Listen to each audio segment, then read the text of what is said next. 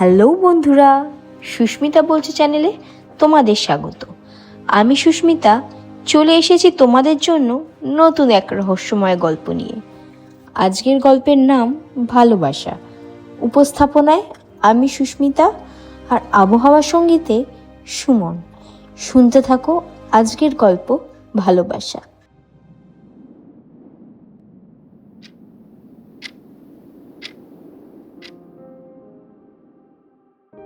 আমি মেঘলা। 2 বছর আগে পেশার খাতিরে পাহাড় ঘেরা ছোট্ট একটা শহরে বদলি হলাম। একটা বুক ক্যাফেতে প্রথম দেখা ওর সঙ্গে। অনির্বাণ, শান্ত, ধীর, আর চোখে যেন অদ্ভুত একটা বিষাদ। আমাদের আলাপটা হঠাৎ করেই খুব গভীরে চলে গেল। ও বলতো এই শহরটা আমার, কিন্তু আমি যেন এখানেই হারিয়ে যাচ্ছি দিন দিন। আমি প্রতিদিন কাজের পর ওর সঙ্গে দেখা করতাম। গল্প হতো, আড্ডা হতো, আর আমরা দুজন হেঁটে বেড়াতাম জঙ্গলের ধার ঘেঁষে। ওর আর আমার এই জায়গাটা দুজনেরই খুব প্রিয় ছিল। একদিন হঠাৎ ও বলল, মেঘলা, যদি একদিন আমি না থাকি তুমি কি খুঁজবে আমায়? আমি হেসে বলেছিলাম, পাগল একটা, এমন কথা বলো না। কিন্তু কিন্তু সেদিনের পরের দিন থেকেই ও নিখোঁজ।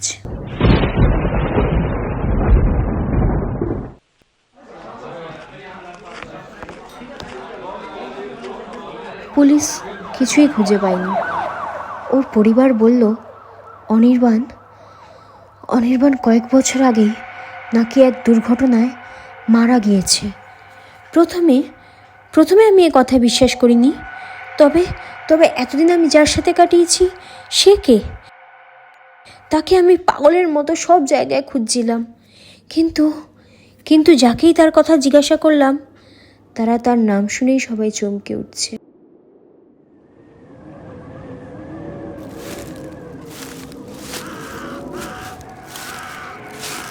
আমি গেলাম সেই জায়গায় যেখানে আমরা প্রতিদিন যেতাম। সন্ধে ঘনিয়ে আসছে, চারিদিকে একটা অদ্ভুত নিস্তব্ধতা। হঠাৎ মনে হলো কারোর নিঃশ্বাসের শব্দ শুনতে পাচ্ছি। ঘাড়ের পেছনে একটা শীতল হাওয়া লাগলো। আমি ঘুরে দেখি অনির্বাণ দাঁড়িয়ে। আমায় দেখে অনির্বাণ বলল, তুমি এসেছো, কিন্তু অনেক দেরি হয়ে গেছে, আমি আর ফিরে যেতে পারবো না। আমি সেই মুহূর্তেই ছুটে গেলাম ওকে, কিন্তু হাতটা গেল ফাঁকা বাতাসে। ওর চোখে জল, কিন্তু ঠোঁটে এক করুণ হাসি। ও বলল, আমি চেয়েছিলাম কেউ আমাকে আবার ভালোবাসুক, তুমি ভালোবাসলে, কিন্তু আমার সময় শেষ। তারপর সে ধীরে ধীরে মিলিয়ে গেল কুয়াশার ভেতরে।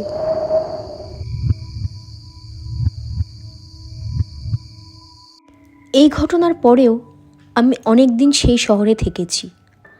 প্রতিদিন গিয়ে বসে থাকতাম সেই জায়গায়। কেউ বলে আমি পাগল, আবার কেউ বলে প্রেমে পাগল, কিন্তু আমি জানি ভালোবাসা কখনো মরে না, শুধু রূপ বদলায়, আর মাঝে মাঝে শীতল কুয়াশায় ফিরে আসে ভিন্ন এক ছায়া হয়ে।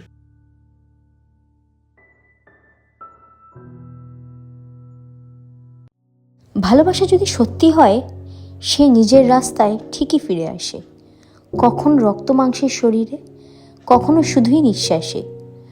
আজও মেঘলা সেই পুরনো বেঞ্চে বসে।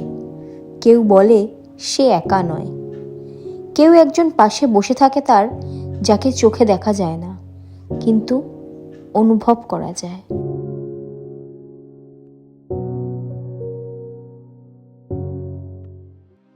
শুনছিলে ভালোবাসা।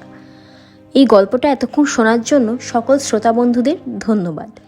এই রকম প্রেম আর রহস্যময় গল্প পেতে সাবস্ক্রাইব করো তোমাদের চ্যানেল সুস্মিতা বলছে, আর কমেন্টে লিখে জানাও যদি এমন প্রেম পেতে সব কিছু ছেড়ে আসতে পারতে কি?